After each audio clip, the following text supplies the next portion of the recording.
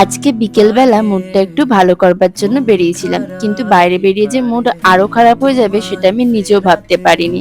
বাইরে বেরোনো মাত্র তাকে ফোন করে জিজ্ঞেস করি কত দূরে আছে, সে বললো 5 মিনিট টাইম লাগবে, কিন্তু 5 মিনিটটা যে 15 মিনিটে কনভার্ট হয়ে যাবে সেটা আমি নিজেও ভাবতে পারিনি। তাই মাথাটা প্রচন্ড গরম হয়ে গেছিল, আর আমার রাগ ভাঙানোর জন্য আবারও একটা চকলেট নিয়ে চলে আসে। চকলেটটা পেয়ে মুডটা ভালো লাগলো, কেন জানি না কিছুই বাড়িতে এসে আর ইচ্ছা করছিল না, তাই ভাবলাম একটু নিজের প্রতি প্যাম্পারিং করি।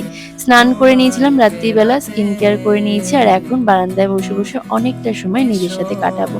মাঝে মধ্যেই আমার এরকম মুড সুইং হয়, আর তখন বিশ্বাস করো নিজের সাথে অনেকটা সময় কাটানোর পর একটু হলেও মুডটা ভালো হয়।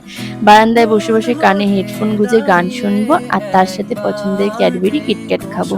কিটক্যাট খেতে আমি ভীষণ ভালোবাসি।